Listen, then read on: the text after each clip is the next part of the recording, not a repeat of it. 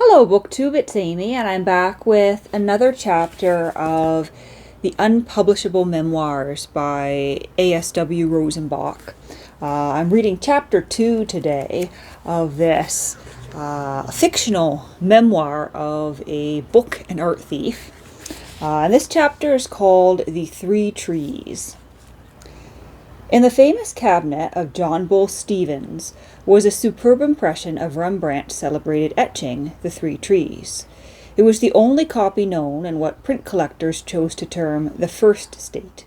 This exquisite work of art had only recently been discovered in Amsterdam by a world-renowned critic and promptly sold at a fabulous price to the American enthusiast.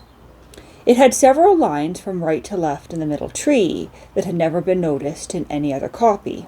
The etching, according to the earliest authorities, had existed in but one state. To the uninitiated, all this disturbance about a few lines on the trunk of a tree seemed unintelligible and ridiculous. But to the print collectors, it was considered a magnificent find, ranking with the discovery of electricity or the Roentgen rays. Periodicals devoted to the fine arts published many profound articles about the unique three trees, and one of them suggested that such an extraordinary treasure should repose in a museum where the art-loving public would have an opportunity to enjoy its marvelous beauty. It was a crime that it should be locked away forever in a private residence. Robert Hooker was reading this one evening in the art journal when a thought came to him. Why not add this immortal work of Rembrandt's to his museum, which at that time existed only in his mind? Why not appropriate this etching and place it securely under lock and key, awaiting the time when it would be freely offered to the gaze of the public in an institution to be proudly called after his name? He had already some tangible things to put therein, the famous unpublishable memoirs of Beau Brummel from the Fenn collection, the Kahn rug, and a few other wonderful curiosities that he had borrowed from celebrated amateurs as the nucleus of a lone collection in his mythical museum. The three trees should by right bloom in his own fair garden. John Bull Stevens was unapproachable. He did not show his things. He gloated over them alone in the most selfish, wicked manner in his dark old mansion on Lower Fifth Avenue. Admission was denied to everyone except a few intimate friends. No one could see the originals of some of the world's masterpieces. Art institutes pestered him with requests to examine this or that. Celebrated students everywhere clamored for a view of Whistler's portrait of John Bull himself, or Gilbert Stuart's more celebrated portrait of John Bull's grandfather. When curtly refused admission to his galleries, extraordinary letters were written him, full of caustic and delightful epithets, which had not the slightest effect upon him. It was said he had no conception of the universality of art, which includes kings and paupers, wicked, rich collectors, and virtuous poor students. To make himself appear more human, John Bull Stevens at last determined to publish a catalogue of his pictures, his drawings, his etchings, and his engravings. He thought a beautiful reproduction or facsimile would be as satisfying to the critics as a view of the original. Robert Hooker, for one, did not agree with him. The catalogue was duly announced to be published within the year and presented to the museums and libraries of this country and Europe. Photographers and printers, art writers and reviewers were employed to get up the sumptuous work. Hooker suddenly became imbued upon a passion for photography. He became intimate with the distinguished artist who was able to take the pictures of the Stevens collection. Hooker became so much interested in his new work that he offered his services as an assistant, without pay, of course. And I looked up and I lost my spot on the page. Without pay, of course. It was just for the experience, nothing more. Hooker spent one whole morning in the Stevens residence, helping the celebrated photographer. They were to take negatives that day of the portfolio of 17th century etchings. John Bull, of course, was suspicious and watchful. The photograph of the three trees was made the exact size of the superb original.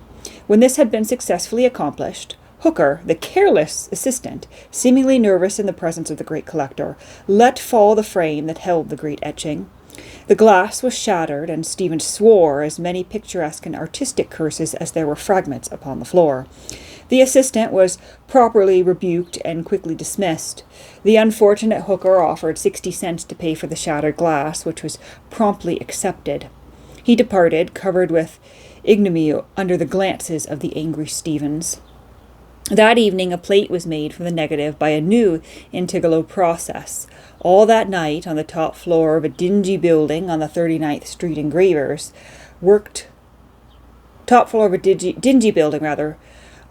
39th Street, engravers worked on the copper, bringing out the excellencies of a famous etching.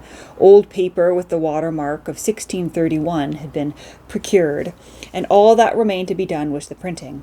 By noon the next day a facsimile had been made, beautiful as the original itself, as poetic and as glorious as the veritable Three Trees. But what was to be done with it now that it had been created a true brother of the original? The fertile brain of Robert Hooker had long before conceived the answer. The clumsy photographer's assistant had deftly dropped the frame with practiced skill, leaving the etching untouched, the glass alone being injured. There is even an art in dropping a picture. But before the disgraced apprentice departed, he had heard Stevens give directions to a faithful servant. "Take that carefully to Kemble's. See that a new glass is put on it and return to me tomorrow, without fail." The next morning Hooker happened to stroll into the picture galleries, known everywhere as Kemble's, and actually purchase something, paying for it with real money. It came hard with him, for he no longer liked to buy things in what he termed the ordinary way. He purchased for $60 a little etching by D.Y. Cameron, and strange to say, not a frame in that great establishment suited him. One was too brown, or too antique, or not the right width. The salesman, who was a good fellow, became irritated. A whole hour wasted over a $3 frame. He gave vent to his pent-up feelings by being excruciatingly polite, which is rude. He suggested that as Mr. Hooker did not see anything to suit his fastidious taste among the thousands of mouldings already shown, perhaps he would like to look through the samples in the workshop. Hooker reluctantly consented, and there among the old and new frames, in the company of gilders, fitters, and mat makers, he carefully made a suitable selection. Of course, the Three Trees was there. Its light could not be concealed. Its beauty spoke to Hooker from a far corner. This masterpiece of the etcher's art was lying on a table awaiting the glass that was to guard and watch over it. The substitution was quickly and quietly made. The little Rembrandt was carefully, nay tenderly placed in a commodious side pocket of Hooker's coat. The treacherous younger brother was left upon the work table, where it would shine by a false light, the light of faithlessness, the reflected brilliancy of the wicked. When the great museum was founded some years later, when it was acclaimed as one of the art institutes of the world, when great scholars extolled it and poets sang of it, a list of its treasures was published which amazed the critics of 2 continents. Collectors in England and France and New York were astounded. Mr. Stevens read with envy that it contained the only copy known of the first state of Rembrandt's Three Trees. "Another newspaper canard, an infernal lie, a senseless fabrication," he exclaimed. His was the only one. He did not believe another would ever come to light. He would examine his own again. He took the etching carefully from the wall. What was the faint blur? Was it a line at the bottom? It seemed strange, for he had not noticed it before. He would get his magnifying glass. He read in microscopic letters, "Facsimile from the unique original in the Hooker Museum." And that is the end of the second chapter. So he has lifted a Rembrandt and left the true owner oblivious for years.